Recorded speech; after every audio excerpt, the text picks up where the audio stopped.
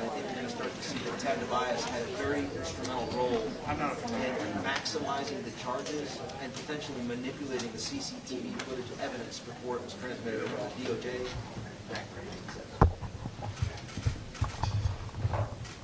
Good afternoon. I'm going to call this field hearing on January 6th to order. From time to time, members of Congress hold field hearings to function as force multipliers for the investigative, analytical, and legislative work of our various committees. We are now moving toward the appropriations process, where we'll have to make key decisions about authorities and capabilities within the Department of Justice and the FBI. And it is my hope that we get a more fulsome understanding of the events of January 6th and the follow-on actions that have concerned many of us in the Congress regarding people's treatment and civil rights. And to start our hearing today, we've got a short video. FBI agents or confidential informants actively participated in the events of January 6th? Sir, I can't answer that. Did the FBI have confidential human sources embedded within the January 6th protesters? As I'm sure you can appreciate, I have to be very careful about what I can say about when we do and do not, and where we have and have not used confidential human sources. Why can't you just send us, give us access to the 11,000 hours of video that's available? Because there may be UC's, undercover officers, or CHS's confidential human sources on those videos whose identity we need to protect. There might have been some kind of potential federal involvement with the activities on January 6th, and I thought it was important enough that it warranted our attention.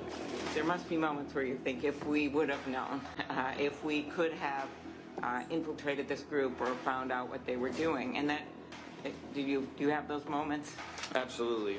And in that testimony to the Senate, you believe that Christopher Wray indicated that there were no confidential informants and no FBI assets that were present at the Capitol on January 6th that were part of the violent riot. Isn't that right? Yes, sir. The Washington field office told Boston, well, you know what? We can't give you the evidence because it might disclose the very CIs and UCs that you are concerned about. So much of our work has uncovered some of the things that initially were deemed as conspiracy theories, but we now have sworn evidence to prove. But that is not the end of the story. The critical feature of our gathering today is to better understand how people were treated in the follow-on to January 6th. And in that regard, I'm very pleased to welcome our witnesses. So thank you for your written testimony, and we would ask you to summarize that in 5 minutes. You're recognized, Mr. Clark. Representative Gates and members of the House attending today, Dr. Gosar, at this field hearing, thank you for the opportunity to testify. Let me make 7 quick points. First, one of the original sins of government that has carried and caused the poor treatment of the January 6th protester defendants is the lawless formation of the House Select Committee, the January 6th Committee, leading to it acting in a one-sided and due process-free way. That committee was gerrymandered by Speaker Pelosi, operated without a ranking member or counsel to the ranking member. Liz Cheney was granted vice chair status to try to cover that up.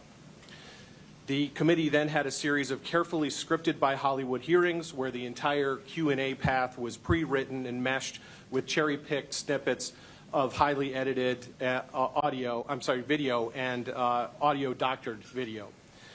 The committee interviewed 1,000+ witnesses, it says, but only about 200 transcripts have been released. Second, the January 6th committee worked with regime media, the New York Times, Washington Post, CNN, and MSNBC, etc. In that way, the fake narrative that an insurrection had occurred on January 6th was blasted everywhere. Based on secretly recorded video, we now have on tape Nancy Pelosi's documentarian daughter and her friends admitting that no real insurrection ever occurred. The collective effect of the January 6th committee's shameful way of proceeding, plus the reinforcing media blitz, poisoned the jury pool in Washington, D.C. Trial venue transfers out of D.C. should have been permitted. Media narrative mongering, indeed, was also the pre-original sin, therefore, of this entire issue because it laid the groundwork for the January 6th Select Committee's hatchet jobs.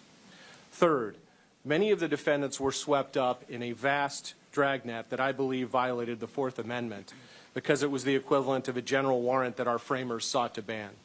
This was done through the use of geofencing technology and cell phone data warrants sent to telecom providers.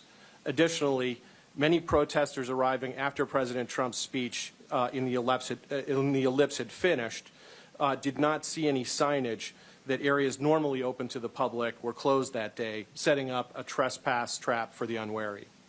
Fourth, the Justice Department did not treat these cases with appropriate respect for the First Amendment rights of the protesters. The 2020 presidential election was incredibly contentious, and many citizens in this country disagreed with mainstream media pronouncements that they should, in essence, sit down and shut up about the election and how it was conducted.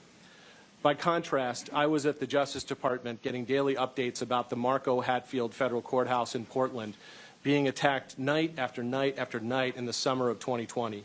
Insurrection is a far more appropriate moniker for that targeted Antifa lawlessness than a largely spontaneously assembled crowd being agitated by tear gas and rubber bullets.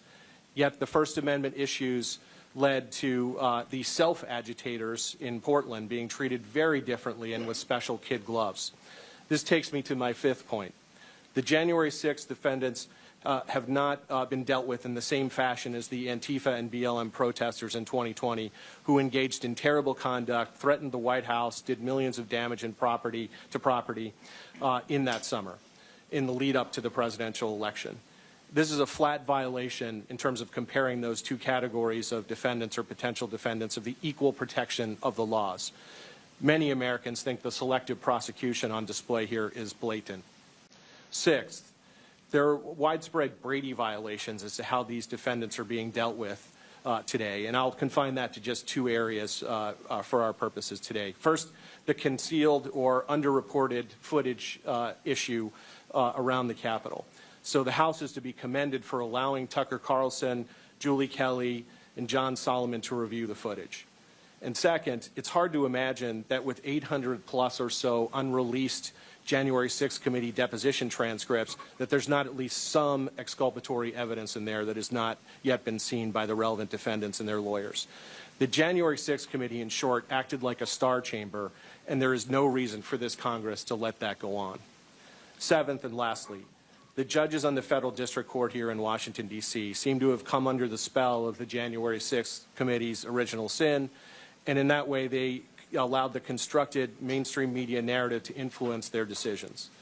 And as a legal matter, they're by and large allowing a statute designed to close an obstruction of justice loophole that Arthur Anderson exploited in the Enron debacle to be applied to entirely different activity that in many instances is protected by the First Amendment and should appropriately be treated differently. As a result, Antifa and BLM revolutionaries, and it's not an exaggeration to call them that, who engaged in worse conduct largely got off scot-free, and worse yet, many of them left with bags of cash from civil settlements. By contrast, the sentences being handed down against January 6th defendants are wildly disproportionate. For all these reasons, I'm glad to be here today before you. Thank you, Mr. Clark. Mr. Martin, if you'll use one of the microphones. Tất cả các bạn, chào mừng các bạn đã quay trở lại với kênh của mình. Hôm nay mình sẽ hướng dẫn cho các bạn tô màu bức tranh chim cú mèo. Mời các bạn hãy cùng đón xem hết video của mình nhé.